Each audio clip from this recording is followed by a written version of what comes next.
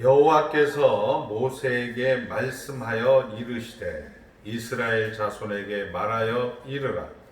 여인이 임신하여 남자를 낳으면 그는 이레 동안 부정하리니 곧 월경할 때와 같이 부정할 것이며 여덟째 날에는 그 아이의 포피를 벨 것이요 그 여인은 아직도 33일을 지내야 사녀리 깨끗하리니 정결하게 되는 기한이 차기 전에는 성물을 만지지도 말며 성소에 들어가지도 말 것이며 여자를 낳으면 그는 2일에 동안 부정하리니 월경할 때와 같을 것이며 사녀리 깨끗하게 되면 66일을 지내야 하리라. 아들이나 딸이나 정결하게 되는 기한이 차면 그 여인은 번제를 위하여 1년 된 어린 양을 가져가고 속죄제를 위하여 집 비둘기 새끼나 산 비둘기를 회막문 제사장에게로 가져갈 것이요 제사장은 그것을 여호와 앞에 드려서 그 여인을 위하여 속죄하리니 그리하면 사녀리 깨끗하리라. 이는 아들이나 딸을 생산한 여인에게 대한 규례니라. 그 여인이 어린 양을 바치기에 힘이 미치지 못하면 산비둘기 2마리나 집비둘기 새끼 2마리를 가져다가 하나는 번제물로 하나는 속죄 제물을 삼을 것이요 제사장은 그를 위하여 속죄할지니 그가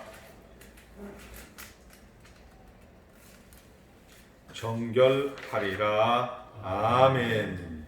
우리 옆 사람과 인사하겠습니다. 하나님 나라 안에 있습니다. 우리가 눈으로 귀로 확인을 우리가 못하는 것 같지만 여러분들은 하나님을 아버지라 부르고 있고 하나님을 우리 주님이라 부르고 있습니다. 여러분들이 하나님 나라 안에 있다라는 것을 여러분의 실존과 여러분의 현장 속에서 과연 내가 하나님 나라 안에 있는가 라고 느끼지만 여러분들은 예수님을 주님이라 부르고 있고 하나님을 아버지라 부르고 있는 것은 엄연한 사실입니다. 우리는 이것을 기독교적 세계관이다 라고 이야기하는 겁니다. 그리고 기독교적 세계관 가운데 가장 중요한 것은 오늘 지금 여기서 하나님 나라 안에 있다라는 것이고 그것을 통하여서 하나님께서는 자식을 만들고 있다. 하나님께서는 하나님 나라 백성에서 하나님의 백성으로 하나님 나라에 가서 살아가야 될 그런 실력과 내용과 수준을 채워가고 있다라는 것으로 우리는 오늘을 해석하는 겁니다. 답답한 일상이 계속 되어지는 것입니다. 그래서 성경은 우리에게 이렇게 얘기하는 거죠. 우리의 인생은 70이요. 강건하면 80이라도 그 연수의 그 세월의 자랑, 그 인생의 자랑은 수고와 슬픔뿐이다 라고 이야기하고 있습니다. 그 수고와 슬픔뿐인 인생 가운데 하나님께서는 우리를 이 땅 가운데 두셔서 하나님을 닮아가는 연습, 하나님 나라에서 살아가야 될 하나님의 백성들이 갖추어야 될 실력들을 만들기 위해서 이 땅 가운데 우리를 남겨두고 그 일상을 살아가게 하고 있다라고 이야기하는 것입니다. 그리고 이것은 이제 세상 사람들은 이것을 알 수가 없습니다. 그러나 우리가 이제 예수 그리스도와 함께 죽고 예수 그리스도와 함께 다시 살아난 부활 신앙을 가진 하나님 나라 안에서 거듭남을 받은 하나님의 백성들이 되어 보니까 오늘이 지금이 하나님께서 우리와 함께 하신다. 이 모든 것이 기쁜 일이든 즐거운 일이든 감사한 일이든 슬픈 일이든 눈물의 골짜기든 어떤 상황도 결국 모든 것이 함께서 합력하여 선을 이루어 가신다라는 것을 우리는 고백을 하게 되는 거죠. 이것을 우리는 부활신앙이다라고 이야기하는 겁니다. 그리고 이런 부활신앙이 강화되고 든든해지는 것은 뭐냐? 믿음은 들음에서는 안 됩니다. 교회 가운데에서 가장 중요한 것은 들은 겁니다. 듣는 것으로서 여러분들이 저 역시도 마찬가지고 말씀을 자꾸 묵상하고 상고하지 않으면 인생 자체에서 우리는 많은 대개의 경우 무기력을 느끼게 됩니다. 도대체 내가 왜 이렇게까지 살아야 되나? 내가 지금 굳이 이렇게까지 해야 되나? 이런 것들로 지금 우리 조국 대한민국 강사는 많은 성도님들이 그리고 많은 특히 목회자들이 무기력하게 하루하루를 보내고 있습니다. 잊지 말아야 될 것은 부활한 하나님 나라 가운데 우리 하나님의 백성들이 그런 사건과 그런 일들이 진행되고 있다는 사실입니다. 우리가 기억해야 될 것, 놓치지 말아야 될 것은 결국 우리는 하나님 나라 안에 있고 하나님만 주인이다라는 것을 우리가 놓치지 말아야 됩니다. 그러기 위해서는 여러분들에게 저에게 메시지는 간단해야 됩니다. 우리는 하나님 나라 안에 있습니다. 그리고 하나님만 주인입니다. 우리는 이 하나님 나라 안에서 하나님만 주인으로서 무엇을 하고 무엇을 우리가 더 보태고 무엇을 우리가 더 열심히 하고 이게 이전에 그런 거 하기 이전에 우리는 하나님 나라 안에 있습니다. 괜찮습니다. 우리는 무조건 하나님께서 그의 독생성자 예수 그리스도를 우리에게 내어주시기까지 그의 아들 하나님이 우리를 위하여 죽으시기까지 우리를 사랑했던 존재라는 것을 우리가 확인하게 되어진다면 오늘 우리가 듣지 못한 무기력함, 듣지 못한 이 절망 속에서 우리는 모든 것이 해결되어지고 은혜로 모든 것을 우리는 이것을 이겨낼 수 있다. 이렇게 말씀을 드릴 수가 있을 것입니다. 저는 이제 일주일 동안 이렇게 대개의 경우 성도님들보다는 목사님들 그리고 많은 동역자들을 만나게 되어집니다. 그들은 대개의 경우 다 무기력하고 힘든 하루하루를 보내고 있는 거죠. 그 가운데서 가장 중요한 것, 개혁파 실학에서 성경에서 우리에게 늘 이야기하는 것은 나는 너와 세상 끝날까지 항상 함께 하겠다라는 말씀을 우리는 듣지 못함으로 무기력하고 듣지 못함으로 절망 속에서 움직이고 있는 많은 성도들을 보게 되어집니다. 우리는 이럴 때일수록 더욱더 우리가 하나님과 함께하고 있다는 것을 확인하여서 영생의 개가를 영원에 잇대는 그런 성도의 삶을 살아가시기를 주의 이름으로 축복합니다. 우리는 이제 정결규례에 대해서 정결규례라는 것은 너희들은 거룩하다. 내가 거룩하니 하나님이 거룩하다. 하나님은 창조주고 우리는 피조물이다. 우리 하나님을 닮아가는 자로서 너희도 거룩하라 이런 얘기. 거룩하다. 내가 거룩해야지. 거룩이 안 됩니다. 거룩한다는 것은 말씀을 들어야 돼요. 하나님의 백성들은 하나님의 참된 양식과 음료를 먹어야만이 거룩하는 거죠. 예수 믿는 사람이 목사님이 어떻게 저렇게 행동을 해, 어떻게 저런 말을 해, 이것은 내가 아직도 살아있다라는 것, 내가 아직도 할 수 있다라는 것을 우리가 전제로 하는 겁니다. 인간은 할 수가 없습니다.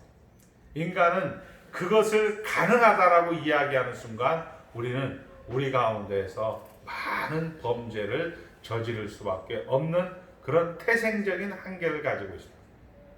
이런 것들을 하나님께서 아셔서 너희는 하나님의 백성이다. 그러니까 거룩하다. 그러니까 정결하라 라고 이야기하는 겁니다. 그러면서 우리가 11장서부터 15장까지 정결에 관한 규례를 이야기하면서 짐승에서는 책임질하는 것을 먹어라. 그리고 굽이 갈라진 것을 먹어라. 굽이 갈라졌는데 책임질하지 않는 짐승은 먹지 말아라. 이런 식으로 우리가 단지 이것은 문자적으로 해석을 해서 그 당시에 냉장고가 없고 이런 냉동식품을 보관할 수 없는 그런 상황에서 주어진 것으로 해석을 하는 그런 학자들도 있지만 이것은 상징적으로 말씀을 되새김질한다. 말씀을 책임질한다라는 것은 계속 말씀을 들으면서 하나님의 백성들은 살아가야 합니다 라고 이야기하는 것으로 지난 시간에 살펴보았습니다. 그리고 이제 바다의 어류, 물에 있는 물고기들은 지느러미와 비늘이 있는 것을 먹어야 된다. 지느러미와 그리고 이 비늘이 없는 것들은 헤엄을 쳐서 이 세상을 거슬러서 이 하나님을 향하여 나갈 수가 없다라는 것을 상징한다고 말씀을 드렸습니다. 그리고 이제 곤충과 새에 대해서도 날개가 있는데 뛰지 못하고 날개가 있는데 날지 못하는 그런 새들을 먹지 말라. 그것은 부정한 것이다 라고 이야기하면서 하나님의 백성들은 하나님의 말씀에 따라서 그리고 믿음과 행함이 하나가 되어야 된다는 것으로 우리는 지난 시간에 살펴보았습니다. 오늘은 뜻밖의 이제 여자의 임신과 출산에 대해서 이제 정하다, 부정하다 이렇게 이야기하고 있는 것입니다. 문자적으로 그냥 이 성경을 그대로 읽게 되어진다면 상당히 아이러니한 겁니다. 그럼 임신하는 것이 부정한 것이냐, 출산하는 것이 부정한 것이냐 라고 우리는 생각이 들 수밖에 없는 그런 본문을 오늘 우리가 보고 있는 겁니다. 성경에도 분명히 생육하고 번성하고 땅에 충만하라. 하나님께서 우리에게 노동의 명령이라고 이야기하고 문화의 명령이라고 이야기합니다.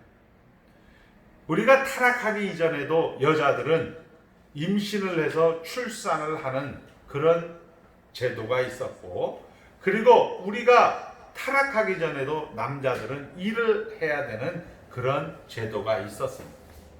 우리가 잘 아는 대로 아담은 그의 동물들을 데리고 왔을 때 하나님의 뜻을 분명히 알아서 아담이 이름을 지을 때 하나님의 뜻에 흡족하였다라고 말씀하고 있습니다. 여자들도 마찬가지로 임신하고 출산하는 것이 타락 이전에도 그리고 타락 이후에 이 출산의 고통이 더하여진 겁니다. 출산의 아픔이 더해진 것이고 노동의 아픔과 고통이 더해지는 것으로 우리 타락의 결과를 우리가 볼 수가 있는 것입니다.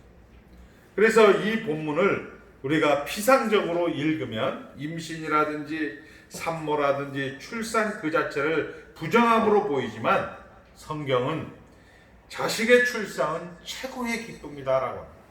우리 시편 기자는 자식이 많으면 장사의 수중에 화살과 같다고 이야기합니다. 요즘은 우리가 보통 1명, 2명을 낳기 때문에 화살이 2개밖에 없는 거예요. 근데 옛날에는 9명, 10명 그렇게 해서 우리가 인생을 살아서 보니까 동기간들이 많으니까 참 인생 가운데서 편하다, 인생 가운데서 행복하다라는 얘기를 우리가 듣게 되는 그런 경우. 그리고 이삭이라는 뜻은 웃음이라는 뜻입니다. 할아버지가 되었는데 할머니가 되었는데 하나님의 천사가 와서 아들을 분명히 낳을 것이다. 그 과정 속에서 아브라함은 아닙니다. 그냥 내가 이 몸종 그리고 이스마엘 이렇게 해서 자꾸 하나님의 그 계획을 어글러뜨리려 하는 그런 과정을 거치고 나서 드디어 100세 때 이삭을 낳게 되었을 때 아브라함은 웃었다라고 해서 이삭을 웃음이다라는 이름으로 이삭을 지어주는 거예요. 그러니까 자식은 태의 열매고 그리고 장사의 수중의 화살과 같다고 이야기하고 있고 자식은 그 부모의 기쁨이다라고 이야기하는 거예요. 그런데 뜻밖의 오늘 레위기 12장에서는 임신이라든지 산모라든지 출산은 부정한 것이다 라고 이야기를 해서 우리를 당황하게 만드는 것입니다. 자, 우리는 이런 것들이 결국 타락 이후에 즐거워야 할 내용들이 고통이 추가되는 것으로 확인했고, 하나님 나라 안에 있는 자라면, 우리가 이제 타락을 극복하는 자라면, 부활 신앙을 가진 자라면 우리가 인생이 제일 되는 목적, 한번 따라합니다. 인생이 제일 되는 목적, 하나님을 영화롭게 하고 그를 영원토록 즐거워하는 것이니라. 이것을 우리는 우리 교회에서는 좀 익숙한 거지만 사실은 대한민국에서 집사님, 장로님, 권사님, 목사님 할 것 없이 전부 우리는 다 선서를 합니다.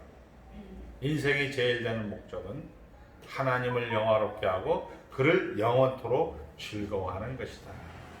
그를 영원토록 즐거워한다는 것은 우리가 이야기에 썼어요.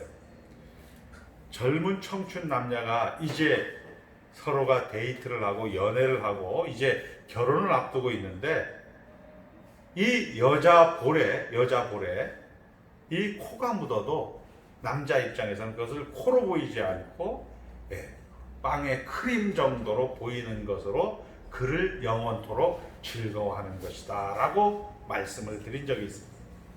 우리는 지금 코로나19로 정말 온갖 대한민국 방방곡곡이 신음하고 있습니다. 코로나19가 빵의 크림처럼 보이는 것을 그를 영원토록 즐거워하는 것이다 이렇게 얘기하는 거죠. 부활신앙이라는 게 그런 겁니다. 타락 이후에 우리는 해산의 고통, 땀 흘림의 고통이 추가되었지만 이것을 회복하고 이것을 재창조해서 하나님의 백성들을 하나님 나라로 옮겨 주었기 때문에 여러분들이 예수를 믿는다라는 것은 결국 하나님 나라 안에 있는 자라는 것은 즐거워한다는 것입니다. 하나님 우리와 함께 하십니다. 즐겁다는 것이에요. 그리고 그것이 기쁨이라고 그것이 비록 우리 물질적으로 우리 현장 속에서는 아픔이지만 감사가 되는 것이고 아픔이지만 기쁨이 되어야 되는 것이다. 이렇게 이야기할 수 있는 겁니다. 이것이 성도가 가지고 있는 정체성이다. 이렇게 얘기하는 거예요. 아픔이지만 기쁨입니다. 우리는 이런 것들을 우리는 부활신앙이다라고 이야기하는 겁니다. 자, 여자의 출산 사건을 부정함이라는 단어를 함께 쓰는 이유는 출산에 따른 산열, 그 피를 강조하는 관점에서 부정함입니다. 우리 4절을 한번 보겠습니다. 12장 4절. 그 여인이 아직도 33일을 지내야 산혈이 깨끗하리니 정결하는 데는 기한이 차기 전에는 성물을 만지지도 말며 성소에 들어가지도 말 것이요 여자 아이를 낳으면 그는 2일 동안 14일 동안 부정하리니 월경할 때와 같을 것이며 산열이 깨끗하게 되면 66일을 지내야 하리라. 7절에 제사장은 그것을 여호와 앞에 드려서 그 여인을 위하여 속죄할지니 그리하면 산열이 깨끗하리라. 이는 아들이나 딸을 생산한 여인에게 대한 규례니라. 이렇게 이야기하고 있습니다. 피를 유출하는 것은, 피를 흘리는 것은 건강을 잃어버리는 것이므로 죽음과 관계가 되는 것입니다. 남자아이가 태어나면 33일, 여자아이가 태어나면 66일. 우리가 잘 아는 대로 여기에서 상징하는 것은 여자들은 피를 많이 흘린다. 그것은 건강을 잃는 것이고, 그리고 죽음과 관계되는 것으로 하나의 의식법적인, 하나의 도덕적 기준이 아닌 하나의 종교 의식적인 것으로 여기에서 해석을 할 수가 있지요. 그러나 요거보다도 더 우리는 영적인 것으로 이제 말씀을 드리고자 합니다. 결국 정함이나 부정함이 도덕적 기준이 아니라 종교적 의식의 기준이라는 겁니다. 실용적이고 의학적인 관점에서 우리가 지금도 물론 이제 서구에 가보면 이제 서구의 아줌마들은 그냥 애를 낳고 뒷날 또 출근하고 그렇게 하긴 하는데 대한민국에서는 아기를 낳고 이렇게 산모들은 우리가 뭐 이렇게 아기를 낳는 그런 가운데 몸조리를 하는 그런 경우를 우리는 여기에서 의미한다라고 볼 수가 있습니다. 즉 감염이나 전염병을 예방 보호하기 위한 하나님의 특단의 조치로서 충분한 시간을 두고 휴식을 취하는 것입니다. 그러니까 이런 것들은 사실 의식적이고 실용적이고 의학적인 것이 1차적으로 여기에서 그 당시에 이야기하는 것이라면 이 레위기가 예수 그리스도의 십자가 사건이 우리를 죄를 사하였고 하나님 나라 가운데 들어가게 하셨고 영생의 상속자라는 의미의 영적인 관점에서 보게 되어진다면 결국 인생을 속죄 인생 그리고 번제 인생으로 나누는 거죠. 그러니까 모든 사람은 죽었음에 하나님의 영광이 이르지 못하더니라는 얘기는 뭐냐? 결국 모든 타락 이후의 삶은 죽은 자로서 이 땅에 태어나기 때문에 그 죽음의 대속의 의미를 우리 주님 예수 그리스도께서 십자가 사건으로 우리 은서와 우리 수연이를 구원해 주셨다는 의미에서 속죄의 인생을 속죄의 제사로 드리는 것으로 규례를 여기에서 말씀하고 있다 이런 얘기입니다. 그리고 그 아이가 그리고 그 부모가 그 정한 규례를 지나고 나면 그 기한이 차고 나면 그 아이와 그 부모가 그 엄마가 나와서 번제의 규례를 결국 이 인생은 하나님께 헌신을 하는 거룩한 산제사를 드리는 것으로 오늘 우리 12장이 기록이 되고 있는 것입니다. 인간 출발 자체에 하나님이 우리가 가지고 있는 원죄성을 인정하고 먼저 속죄를 경험하고 출발하는 것은 매우 중요하고 격리 이후에 자기의 아이와 자기와 번제를 드리는 것으로 헌신입니다. 여기 6절에 보니까 이렇게 되어 있죠. 아들이나 딸이나 정결하게 되는 기한이 차면 그 여인은 번제를 위하여 1년 된 어린 양을 가져가고 속죄제를 위하여 집비둘기 새끼나 산비둘기를 회막문 제사장에게로 가져갈 것이요 제사장은 그것을 여호와 앞에 들여서 그 이혼을 위하여 속죄할지니 그리하면 사녀리 깨끗하리라. 이는 아들이나 딸을 생산한 여인에게 대한 규례니라. 이렇게 이야기하고 있는 것입니다. 자, 그러니까 모든 사람은 죽었다라는 것을 인정해서 속죄제사 그리고 그 아이와 그 부모가 이제 하나님 앞에 번제의 규례를 드림으로써 그 아들을 하나님께 드립니다. 하나님께 헌신합니다. 라는 그런 번제의 제사를 우리가 영적으로 확인할 수 있는 것입니다. 자, 제물에 있어서도 8절입니다. 그 여인이 어린 양을 바치기에 힘이 미치지 못하면 산비둘기 2마리나 집비둘기 새끼 2마리를 가져다가 하나는 번제물로 하나는 속죄 제물로 삼을 것이다. 이렇게 얘기합니다. 즉 하나님의 배려가 보이는 거죠. 요즘은 우리가 보릿고개 춘궁기라고 우리가 했었습니다. 물론 물질 문명이 많이 발달하면서 지금은 그런 시절이 많이 없어진 것도 사실이지만 코로나19를 당하면서 여기저기서 많이 힘들고 어려운 이웃들이 나오고 있는 것도 사실입니다. 그때 하나님께서는 이제 배려를 하는 거죠. 양을 잡고 그리고 이렇게 하기에는 너무나 부담이 되기 때문에 집에 있는 비둘기나 안 되면은 산에 가서 산비둘기를 잡아서 속죄의 제물로 드리는 것을 우리가 볼 수가 있는 겁니다. 예를 들면 여기 아기에게 8일 만에 할례를 드리는 것으로 여기에 2절에는 또 나와 있습니다. 3절 8째 날에는 그 아이의 토끼를 뺄 것이요. 우리가 말하는 이제 할례 우리가 포경이죠. 포경 수술을 여기에서 이야기하는 겁니다. 결국 이런 것들이 의학적으로 실용적으로 해석이 될 수 있지만 이런 모든 것들이 결국 하나님 안에서 우리는 죄 사함과 그리고 영원한 영생의 상속자라는 그런 의미로 해석을 한다. 이렇게 이야기할 수 있는 것입니다. 자, 결국 우리 하나님의 백성은 하나님 나라 안에 들어온 것입니다. 자, 하나님 나라 안에 들어왔다는 것을 조금 말씀드리고 말씀을 마칠까 합니다. 예수님께서는 이 땅에 죽으러 오셨습니다. 그러니까 33년 동안을 살면서 그가 하나님이기 때문에 아는 거죠. 나는 죽으러 왔다. 저와 여러분들도 이 세상에 죽으러 온 겁니다. 하루하루를 사는 것은 결국 산다는 의미는 하루하루 죽어가고 있다는 얘기죠. 죽으러 오는 것, 십자가를 분명히 져야 될 것을 아는 예수님께서 그러면 죽어가는 인생인데 여러분이 60, 70, 80의 평생의 그 인생의 역정은 과연 무슨 의미가 있을까? 이것을 우리가 한번 생각을 해봐야 됩니다.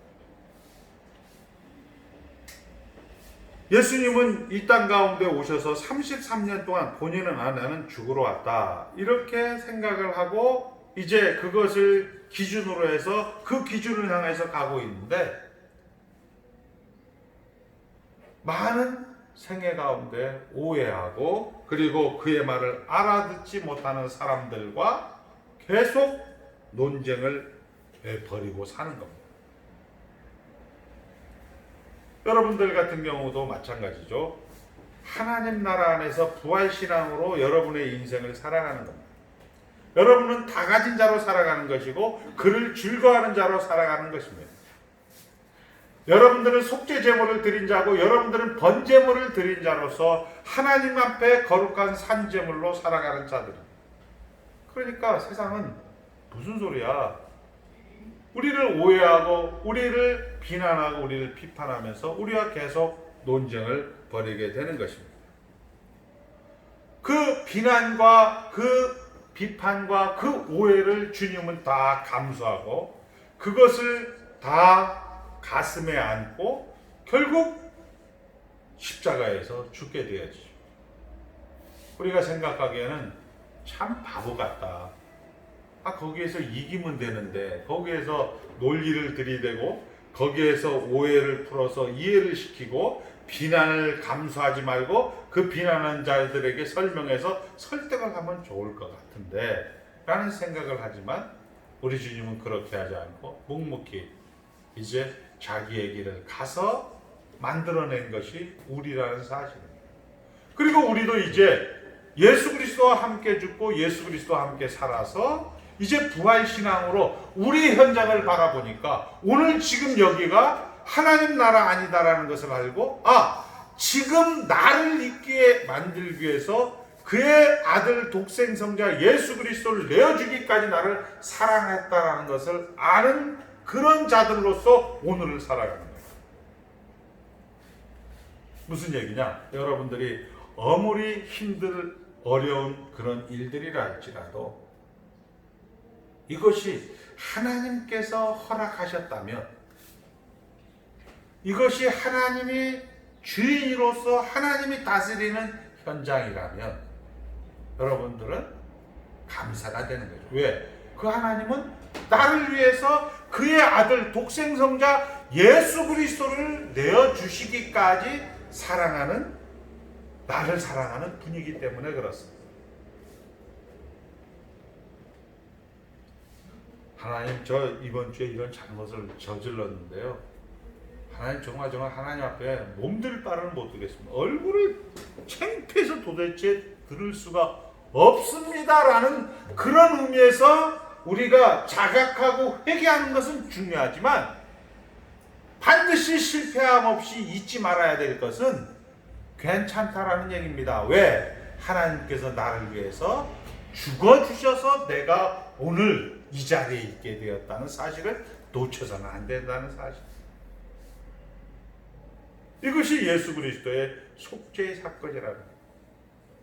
예수를 믿는 데 있어서 하나님의 백성으로서 있어서 가장 중요한 최고의 상급은 예수를 믿는다는 사건입니다. 예수 안에 들어와 있다는 것입니다. 하나님의 자녀라는 사실에 우리는 최고의 상급이고 최고의 기쁨이요 최고의 감격이라는 것을 자꾸 놓쳐서 예수 믿는 것은 기본이고 그 위에 자꾸 무엇을 더 하려고 하다가 우리는 실패와 좌절을 맛보게 되는 거죠. 오해와 비난과 비판을 하게 되는 겁니다. 그때 여러분들이 놓치지 말아야 될 것은 독생성자 예수 나를 위하여 십자가를 지실 때 예수 나를 위하여 십자가를 지셔서 그 십자가 때문에 내가 이 자리가 있는데 이렇게 생각할 수 있죠.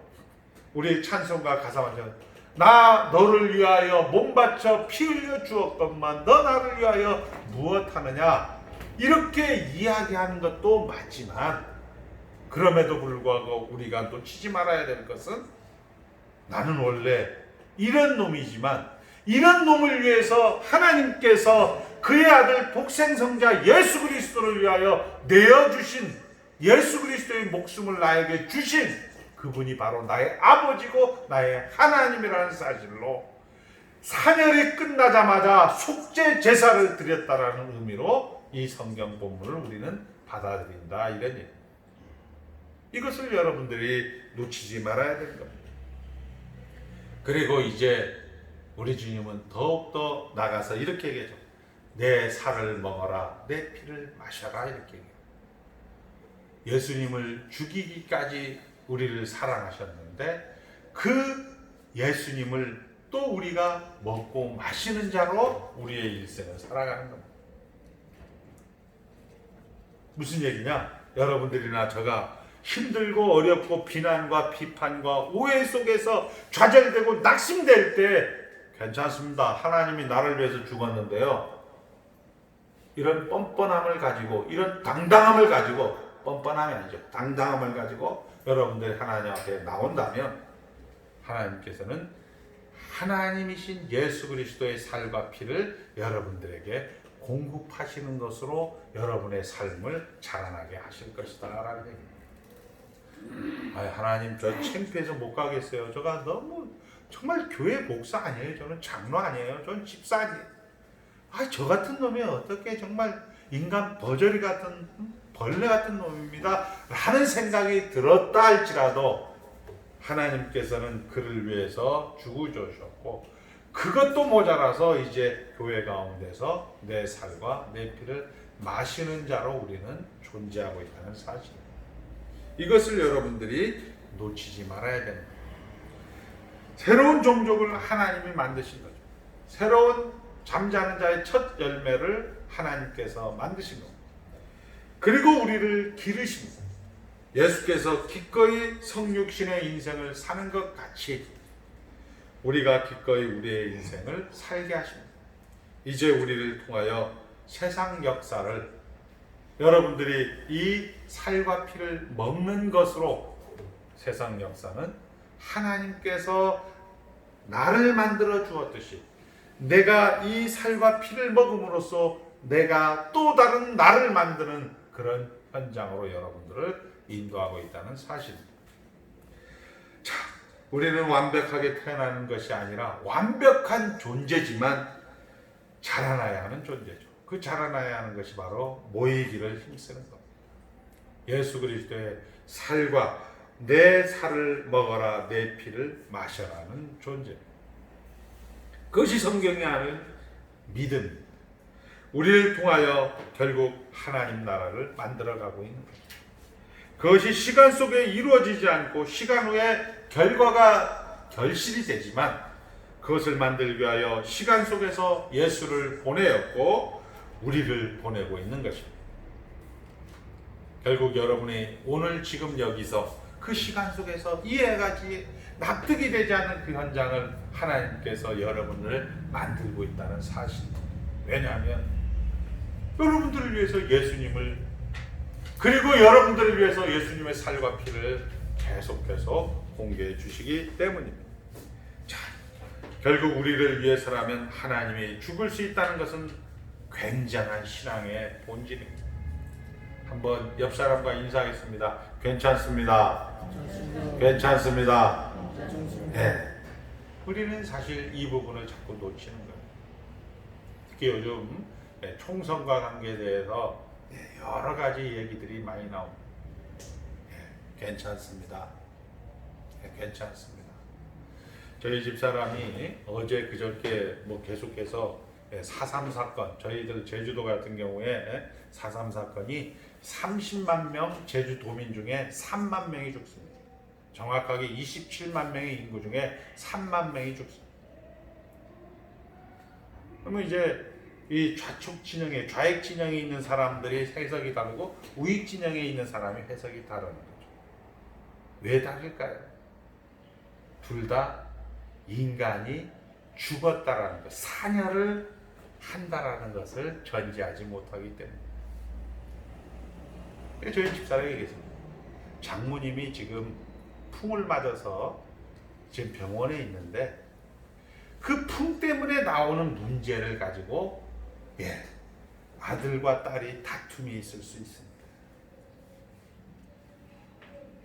근본적인 이 질병의 문제를 놔두고, 근본적인 이 죄의 문제를 놔두고, 아들은 아들 입장에서 딸은 딸의 입장에서 얘기할 수 있다, 이렇게 얘기했습니다. 이 죄의 문제는 예수 그리스도의 십자가 사건만이 해결할 수 있는 겁니다. 누구에게 표를 던져도 되는 것이고, 누구에게 여러분들이 하고 싶은 대로 해도 되는 겁니다. 그러나 중요한 것은 예수 그리스도의 십자가 사건으로 결국 하나님의 계획대로 이 세상은 진행되고 있다는 사실을 여러분들이 놓치지 않는 그런 헌신이 필요한 것입니다. 그러기 위해서는 여러분들은 예수 그리스도의 살과 피를 마시는 자로, 먹는 자로 이 땅 가운데서 존재하게 되는 것입니다. 하나님의 영광이 이렇게 드러난다는 것을 안다면 우리 현실의 어떤 고통도 우리를 절망시킬 수 없는 것입니다. 한번 가만히 생각해 보세요. 우리 어머니가, 우리 아버지가 나를 책임지는 것이 아니고, 우리 부인이, 우리 남편이 나를 책임지는 것이 아니고, 오직 예수 그리스도가 나를 책임지고, 예수 그리스도만이 우리와 영원히 같이 한다는 사실을 우리가 아는 자로서 사는 것입니다. 그리고 역사는 그것을 수없이 반복을 했습니다. 캄보디아에 가면 폴복 정권이라고 300만 명을 죽입니다. 800만 인구 중에 500만이 오늘은 우리 아들이 50대 이상 된 어머니 아버지는 다 죽여라. 이게 공산주의 정권이었습니다. 그리고 그 자기 아버지를 죽일 수 없으니까 남의 아버지를 죽이고, 남의 아버지를 죽이면서 나온 것을 우리는 영화 킬링필드에서 보게 되는 거죠. 저도 캄보디아를 방문해서 그 킬링필드 안에 그런 고문의 그런 현장들이라든지 그 해고를 모아둔 것을 본 적이 있어요. 결국 무슨 얘기예요? 예수 그리스도의 십자가 사건 외에는 해결이 되지 않는다는 거예요. 인간이 가지고 있는 그런 결국을, 인간의 죄의 결국을 우리는 우리 현장 가운데서 얼마든지 볼 수가 있는 거예요. 베트남도 마찬가지예요. 베트남은 가보면 우리 같이 나이 드신 분이 없어요. 전부 젊은 우리 수연이나 은서 같은 애들만 있는. 왜냐하면 전쟁을, 그리고 자기네 그런 이념 때문에 그런 나이 드신 분들은 다 죽여버렸기 때문에. 그런데 지금 와서 가만히 보면 그게 무슨 의미가 있습니까? 무슨 의미가 있습니까? 그렇게 해서 자기네가 이꾸고 꿈꿨던 그런 나라가 과연 되었는가? 되지 않았다는 겁니다. 그게 성경이 답이라는 얘기예요. 이 부정함, 이 산열, 이 출산과 이 임신 가운데 피를 흘리는 것이 인간의 기본적인 정체성이라는 것입니다. 그것을 예수 그리스도의 보혈의 대속의 공로로 우리가 해결받지 못한다면 그 어떤 것도 세상 가운데서는 희망이 없고, 세상 가운데서는 그것을 할 수가 없다는 것을 역사가 우리에게 보여주고 있는 것입니다. 그렇다면 우리가 이제 이 하나님의 영광이 이렇게 드러난다는 것을 안다면, 굳이 이렇게 또 캄보디아나 베트남이나 그리고 우리 대한민국처럼 4.3 사건이나 광주 민주화 운동이나 여순 반란이나 이런 것들로 우리가 확인할 필요가 없는데도 꼭 확인이 되어 있다면 또다시 그런 악순환 우리가 할 필요가 없다라는 거예요.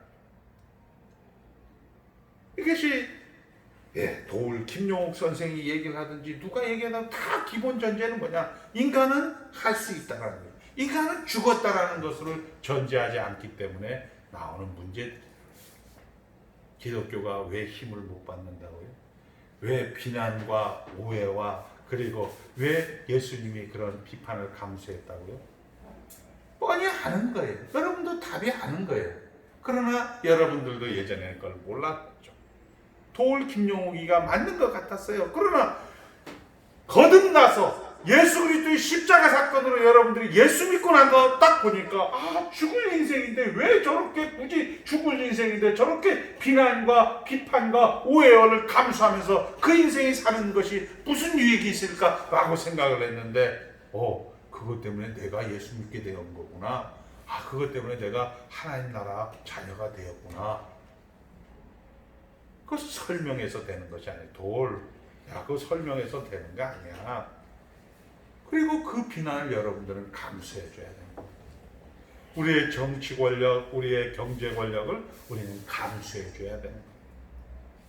그러나 여러분들은 이런 기도는 할 수 있죠. 내가 이 자리를 오해를 감수하고 참고 견디게 되어진다면 내가 예수를 믿어서 새로운 사람이 되었고 거듭나서 보니까 이 모든 것이 하나님 나라로구나. 그를